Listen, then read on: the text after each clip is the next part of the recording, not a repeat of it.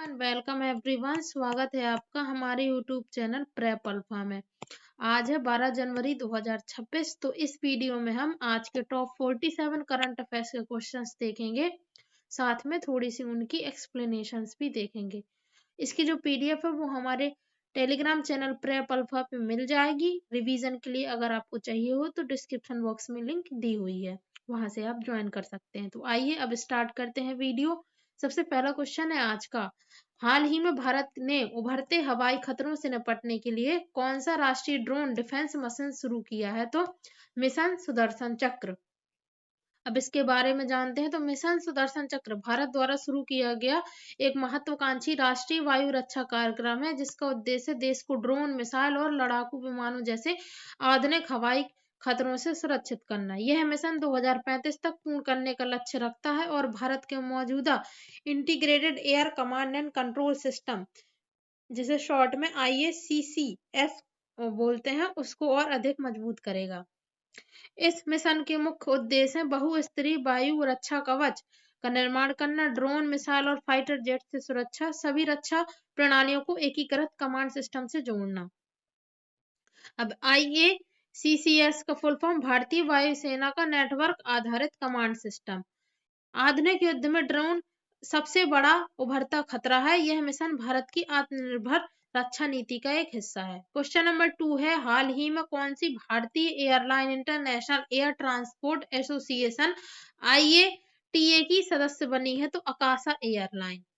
तो आकाशा एयर, जिसकी स्थापना 2020 में हुई थी, अब IATA की सदस्य बन गई है और ऐसा करने वाली भारत की 5वीं एयरलाइन बन गई है। ये IATA दुनिया की 360 प्लस एयरलाइनों का प्रतिनिधित्व करता है और वैश्विक हवाई यातायात के 80% से भी अधिक को नियंत्रित करता है। इसके संस्थापक हैं विनय दुबे और निवेशक हैं राकेश झुनझुनवाला, जिसकी 40% हिस्सेदारी है और इन्होंने निवेश किया था $35 मिलियन और पहली उड़ान भरी गई थी 7 अगस्त 2022 को। किसकी? आकाशा एयरलाइन की। अब IATA के बारे में, तो स्थापना इसकी हुई 1945 में। मुख्यालय है इसका मॉन्ट्रियल, कनाडा में, और इसका कार्य है वैश्विक विमानन मानक निर्धारण करना। क्वेश्चन नंबर 3 है, हाल ही में RBI से PACB लाइसेंस पाने वाली भारतीय फिनटेक कंपनी कौन सी है? स्काईडू। तो स्काईडू को RBI से पेमेंट एग्रीगेटर क्रॉस बॉर्डर यानी कि PACB के रूप में अंतिम मंजूरी मिली है। इससे कंपनी अब अंतरराष्ट्रीय भुगतान सेवाएं कानूनी रूप से प्रदान कर सकेगी। PACB लाइसेंस का महत्व, क्रॉस बॉर्डर डिजिटल पेमेंट की अनुमति, RBI की नई पेमेंट रेगुलेटरी फ्रेमवर्क का हिस्सा। स्काईडू शुरुआती अधिकृत कंपनियों में शामिल है। RBI भारत का केंद्रीय बैंक, पेमेंट एग्रीगेटर, व्यापारी और ग्राहक के बीच भुगतान सुविधा के बारे में बताता है। क्वेश्चन नंबर 4 है, हाल ही में ऑस्कर 2026 की बेस्ट पिक्चर श्रेणी के लिए कितनी भारतीय फिल्में पात्र हुई हैं? तो 5 भारतीय फिल्में पात्र हुई हैं। तो 98 अकादमी अवार्ड यानी कि ऑस्कर 2026 के लिए 201 फीचर फिल्में यानी कि बेस्ट पिक्चर में योग्य पाई गई, जिनमें से 5 भारतीय फिल्में शामिल हैं। कौन कौन सी? Kantara, a legend chapter 1 Kannada film, Tanvi the great Hindi film, Mahavatar Narsimha animated, tourist family Tamil और सिस्टर मिडनाइट हिंदी UK। ये 5 फिल्म शामिल हैं। अब नामांकन की घोषणा होगी 22 जनवरी 2026 को। ये समारोह है 15 मार्च 2026 को डॉल्बी थिएटर लॉस एंजलिस में।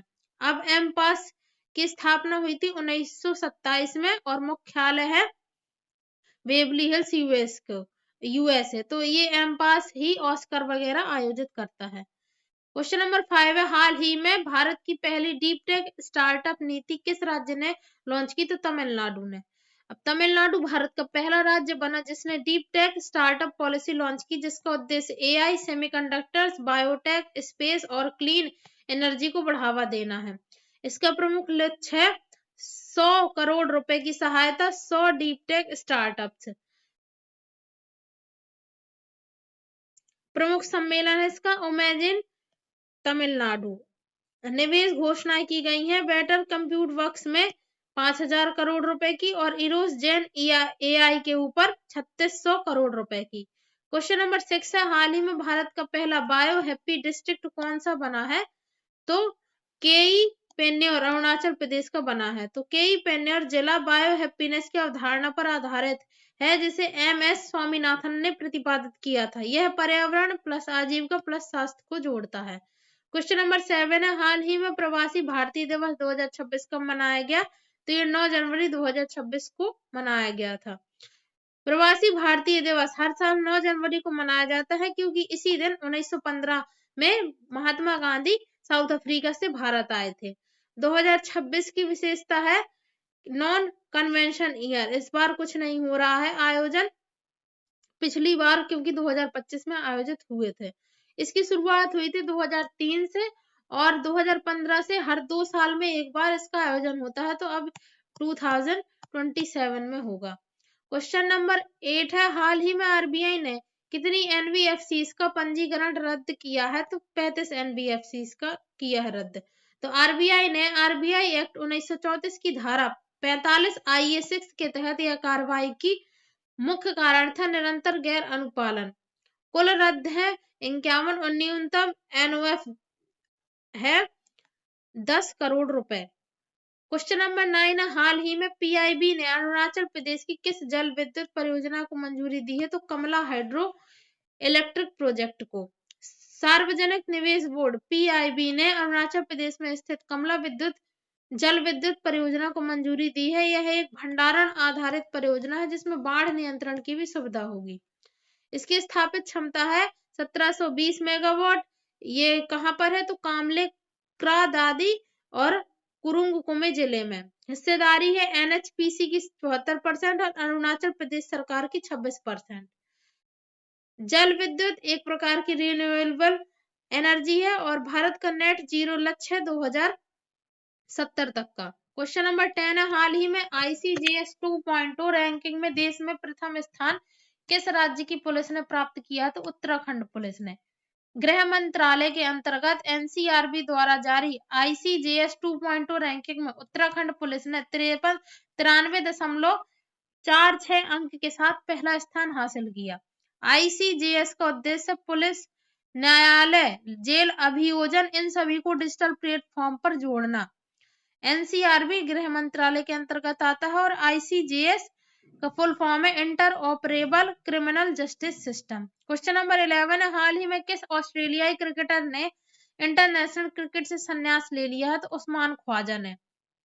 उस्मान ख्वाजा ने सिडनी में एशेज टेस्ट को अपना आखिरी मैच घोषित किया। और इनके करियर की कुछ हाइलाइट्स, तो ऑस्ट्रेलिया के ये पहले मुस्लिम टेस्ट क्रिकेटर थे। टेस्ट रन है इनके 6206, और औसत रन है इनका 43.39। टेस्ट डेब्यू इन्होंने किया था 2010-11 में इंग्लैंड के खिलाफ में। क्वेश्चन नंबर 12 है, हाल ही में इंडियन नेवी की फर्स्ट ट्रेनिंग स्क्वाड्रन किस क्षेत्र के लिए रवाना हुई है? तो दक्षिण पूर्व एशिया के लिए। तो इंडियन नेवी की फर्स्ट ट्रेनिंग स्क्वाड्रन ने लॉन्ग रेंज ट्रेनिंग डिप्लॉयमेंट शुरू किया है। इसमें कौन कौन से पोत शामिल है? तो 4 पोत शामिल हैं, INS तिर, INS शार्दुल, INS सुजाता और INS सार, ICGS सारथी। इसका उद्देश्य नौसैनिक कैडेट्स को वास्तविक समुद्री अनुभव। क्वेश्चन नंबर 13 है, हाल ही में परमाणु ऊर्जा नियामक बोर्ड AERB के अध्यक्ष कौन नियुक्त हुए? तो AK बाला सुब्रमण्यन। कैबिनेट की नियुक्ति समिति ACC ने जनवरी 2026 में उन्हें नियुक्त किया। इनका कार्यकाल 3 वर्ष के लिए, और AERB की स्थापना 15 नवंबर 1983 में हुई थी। इसका मुख्यालय मुंबई में है। AERB की फुल फॉर्म है atomic energy act 1962। Question number 14 है, हाल ही में किस भारतीय मध्य दूरी धावक ने संन्यास की घोषणा की है? तो जिनसन जॉनसन। केरल के इस धावक ने 15 से अधिक वर्षों तक भारत का प्रतिनिधित्व किया। इनकी उपलब्धियों में शामिल है एशियन गेम्स गोल्ड मेडलिस्ट रहे हैं, ये 2 राष्ट्रीय रिकॉर्ड है, और कॉमनवेल्थ गेम्स में भी इन्होंने भागीदारी दिखाई है। क्वेश्चन नंबर 15 है, हाल ही में RRI वैज्ञानिकों ने ठंडे परमाणुओं के मापन के लिए कौन सी तकनीक विकसित की? तो Raman ड्रेवन spin noise spectroscopy RDSNS। Bengaluru स्थित रमन रिसर्च इंस्टीट्यूट ने यह तकनीक विकसित की। इसकी मुख्य विशेषताएं हैं नॉन इन्वेसिव मापन, रियल टाइम निगरानी और इसका सिग्नल एम्प्लीफिकेशन है 10 लाख गुना। क्वेश्चन नंबर 16 है हाल ही में भारतीय रेलवे ने कौन सा विशिष्ट सेवा पुरस्कार प्रदान किया है? तो 70वां अति विशिष्ट रेल सेवा पुरस्कार। 9 जनवरी 2026 को यशु भूमि नई दिल्ली में 100 कर्मचारियों को सम्मानित किया गया, जिसकी अध्यक्षता की केंद्रीय मंत्री अश्विनी वैष्णव ने। क्वेश्चन नंबर 17 है हाल ही में भारतीय भाषा पर तृतीय अंतर्राष्ट्रीय सम्मेलन का उद्घाटन किसने किया? तो उपराष्ट्रपति CP राधाकृष्णन ने। उन्होंने भाषा को सभ्यता की अंतरात्मा भी बताया। क्वेश्चन नंबर 18 है हाल ही में राष्ट्रपति द्रौपदी मुर्मू पर लिखी पुस्तक का विमोचन किसने किया? तो स्वच्छता कर्मी लच्छम्मा ने। आंध्र विश्वविद्यालय में यह ऐतिहासिक व सामाजिक घटना हुई। पुस्तक का नाम है अग्नि सरसुल्लो विकसितंचना कमलम द्रौपदी मुर्मू और लेखक है इसके यारलगड्डा लक्ष्मी प्रसाद। क्वेश्चन नंबर 19 है हाल ही में SBI ने फाइनेंशियल ईयर 2025-26 के लिए GDP वृद्धि दर कितनी अनुमानित की है? तो 7.5% की। यह अनुमान 7 जनवरी 2026 को जारी इको रैप रिपोर्ट में दिया गया। अब SBI ने कितनी GDP अनुमान लगाया है? तो 7.5% का। NSO ने यही GDP अनुमान लगाया था 7.4% का और RBI ने 7.3% का। क्वेश्चन नंबर 20 है हाल ही में कैंसर के शीघ्र पता लगाने के लिए आशा 1 मोबाइल यूनिट किस राज्य ने शुरू की? तो गुजरात ने। तो गुजरात सरकार द्वारा शुरू की गई यह मोबाइल यूनिट 10 प्रकार के कैंसर की जांच करेगी और दूर दराज क्षेत्रों तक पहुंचेगी। कैंसर का अध्ययन कहलाता है ऑन्कोलॉजी और विश्व कैंसर दिवस 4 फरवरी को मनाया जाता है। क्वेश्चन नंबर 21 है हाल ही में उत्तराखंड हाई कोर्ट के नए मुख्य न्यायाधीश कौन बने हैं? तो जस्टिस मनोज कुमार गुप्ता। उन्होंने जस्टिस गोहान नरेंद्र का स्थान लिया है और संविधान में हाई कोर्ट अनुच्छेद 214 से लेकर 231 तक है और भारत में कुल हाई कोर्ट 25 है। क्वेश्चन नंबर 22 है हाल ही में भारतीय भाषाओं पर तीसरा अंतर्राष्ट्रीय सम्मेलन 2026 कहाँ आयोजित हुआ? तो नई दिल्ली में। सम्मेलन का उद्देश्य भारतीय भाषाओं का संरक्षण और वैश्विक प्रचार है। उपराष्ट्रपति ने भाषा को सभ्यता की अंतरात्मा कहा है। भारत की राजभाषा है हिंदी और लिपि है देवनागरी। क्वेश्चन नंबर 23 है हाल ही में विश्व हिंदी दिवस कब मनाया गया? तो 10 जनवरी को। यह दिवस 1975 में नागपुर में हुए पहले विश्व हिंदी सम्मेलन की स्मृति में मनाया जाता है। अब राष्ट्रीय हिंदी दिवस 14 सितंबर को मनाते हैं और अनुच्छेद 343 के अंतर्गत हिंदी को राजभाषा घोषित किया गया है। क्वेश्चन नंबर 24 है हाल ही में भारत के अंटार्कटिका मिशन मैत्री-2 में कौन सा देश शामिल हुआ है? तो संयुक्त अरब अमीरात। मैत्री-2 भारत का चौथा अंटार्कटिक अनुसंधान केंद्र होगा जो 2029 तक तैयार होगा और भारत का पहला अंटार्कटिक स्टेशन है दक्षिण गंगोत्री में। क्वेश्चन नंबर 25 है हाल ही में 28वां राष्ट्रीय सरस मेला 2026 कहाँ आयोजित हुआ? तो गुंटूर आंध्र प्रदेश में। इसका उद्देश्य महिला स्वयं सहायता समूहों को आर्थिक रूप से सशक्त बनाना है। आंध्र प्रदेश फलों का प्रमुख उत्पादक राज्य भी है। क्वेश्चन नंबर 26 है हाल ही में top cities for women in India 2025 में कौन सा शहर शीर्ष पर रहा? तो बेंगलुरु। अवतार ग्रुप द्वारा जारी रिपोर्ट में बेंगलुरु को सुरक्षा, शिक्षा और रोजगार के लिए सर्वश्रेष्ठ माना गया। इसरो का मुख्यालय भी बेंगलुरु में ही है। क्वेश्चन नंबर 27 है हाल ही में जनवरी 2026 से यूरोपीय संघ की अध्यक्षता किस देश ने संभाली है? तो साइप्रस ने। जो यूरोपीय संघ है उसकी अध्यक्षता हर 6 महीने में बदलती रहती है। अब साइप्रस की राजधानी है निकोसिया और मुद्रा है यहाँ की यूरो। क्वेश्चन नंबर 28 है हाल ही में दुनिया का सबसे बड़ा पुस्तक मेला कहाँ शुरू हुआ है? तो नई दिल्ली के भारत मंडपम में और इसमें प्रवेश पूरी तरह से निःशुल्क है। नेक्स्ट क्वेश्चन है संयुक्त राष्ट्र की रिपोर्ट के अनुसार वर्ष 2026 में भारत की GDP विकास दर कितनी रहने का अनुमान है? तो 6.6%। क्वेश्चन नंबर 30 है हाल ही में किस वर्ष तक स्वयं को वैश्विक टेक्सटाइल हब बनाने का लक्ष्य रखा है भारत ने? तो 2030 तक। संसद का बजट सत्र कब से शुरू होगा और केंद्रीय बजट किस दिन पेश किया जाएगा? तो 28 जनवरी 26 से बजट सत्र शुरू होगा और केंद्रीय बजट 1 फरवरी 2026 को ही पेश किया जाएगा, बल्कि वहां पर संडे है 1 फरवरी को, लेकिन फिर भी पेश किया जाएगा। क्वेश्चन नंबर 32 है अशोक लेलैंड का नया ईवी प्लांट भारत के किस शहर में शुरू किया गया? तो लखनऊ उत्तर प्रदेश में। क्वेश्चन नंबर 33 है केंद्र सरकार ने स्लीपर बसों की सुरक्षा को लेकर कौन सा नया नियम लागू किया है? तो अब स्लीपर बसों के कोच का निर्माण केवल ऑटोमोबाइल कंपनियां या सरकार से मान्यता प्राप्त संस्थान ही कर पाएंगे। नेक्स्ट क्वेश्चन नंबर 34 है वायु प्रदूषण से निपटने के लिए इको वन परियोजना किस राज्य ने शुरू की है? तो हरियाणा सरकार ने शुरू की है। मध्य प्रदेश सरकार ने वर्ष 2026 को किस रूप में मनाने की घोषणा की है? तो किसी वर्ष के रूप में मनाने की घोषणा की है मध्य प्रदेश सरकार ने। नेक्स्ट क्वेश्चन है भारत की पहले वंदे भारत स्लीपर ट्रेन किन 2 शहरों के बीच चलेगी? तो गुवाहाटी असम से लेकर कोलकाता पश्चिम बंगाल के बीच चलेगी। नेक्स्ट क्वेश्चन है टेस्ला कंपनी भारत में अपना चौथा शोरूम कहाँ खोलने जा रही है? तो बेंगलुरु में। नेक्स्ट क्वेश्चन है भारतीय नौसेना रणनीतिक मजबूती के लिए कहाँ नया नेवल बेस बना रही है? तो हल्दिया पश्चिम बंगाल में। नेक्स्ट क्वेश्चन है उत्तर प्रदेश में होने वाली जनसंख्या की सबसे बड़ी विशेषता क्या होगी? तो यह इस बार की देश की पहली पूरी तरह डिजिटल जनगणना होगी, जो कि 3 चरणों में पूरी की जाएगी। नेक्स्ट क्वेश्चन है हाल ही में किन 3 देशों ने समुद्र के नीचे पावर केबल बिछाने का गठबंधन किया है? तो भारत, सऊदी अरब और संयुक्त अरब अमीरात ने। क्वेश्चन नंबर 41 है आदित्य L1 मिशन ने हाल ही में किस खगोलीय घटना को समझने में सफलता प्राप्त की? तो आदित्य L1 मिशन ने सौर तूफानों और उनके पृथ्वी के चुंबकीय क्षेत्र पर प्रभाव को समझने में सफलता पाई है। नेक्स्ट क्वेश्चन है जुलाई 2026 तक भारत का कौन सा हवाई अड्डा देश का पहला भूतापीय सौर ऊर्जा से संचालित एयरपोर्ट बनेगा? तो लेह एयरपोर्ट। क्वेश्चन नंबर 43 है अनुपस्थित छात्रों के लिए शिक्षक घर जाएंगे पहल किस राज्य ने शुरू की है? तो उड़ीसा सरकार ने।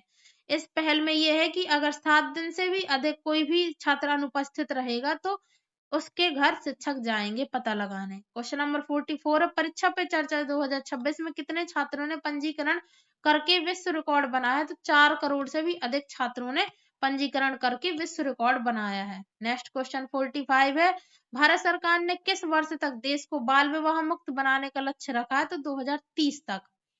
नेक्स्ट क्वेश्चन नंबर 46 है ईपीएफओ ने हाल ही में किस वर्ग के लिए रिकॉर्ड में जेंडर बदलने की प्रक्रिया को सरल बनाया है? तो ईपीएफओ ने ट्रांसजेंडर व्यक्तियों के लिए जेंडर परिवर्तन की प्रक्रिया आसान की है। क्वेश्चन नंबर 47 है भारतीय विशिष्ट पहचान प्राधिकरण ने हाल ही में सार्वजनिक संचार को अधिक सरल, मानवीय और नागरिक केंद्रित बनाने की दिशा में एक महत्वपूर्ण कदम उठाते हुए आधार मैस्कॉट जिसका नाम है उदय उसका शुभारंभ किया है। ये ऐसा दिखता है और इसके लिए उन्होंने डिजाइन और जो नामकरण है उसके लिए अलग अलग प्रतियोगिता रखवाई थी। तो फर्स्ट पुरस्कार डिजाइन के लिए मिला था अरुण गोकुल, त्रिशूर केरल के हैं, उन्हीं की ये डिजाइन है। और जो उदय नाम है वो रिया जैन ने दिया था जिन्हें प्रथम पुरस्कार मिला था भोपाल मध्य प्रदेश में। और ऐसे ही और भी पुरस्कार 3rd तक दिए हुए हैं। तो ये थे आज के हमारे टॉप 47 करंट अफेयर्स के क्वेश्चंस। आई होप आपको वीडियो पसंद आया होगा। अगर पसंद आया हो तो एक लाइक जरूर करें, शेयर करें एंड चैनल को भी सब्सक्राइब जरूर कर लें। और कुछ भी फीडबैक देना हो तो कमेंट सेक्शन में जरूर दें। पढ़ाई करते रहिए। All the very best.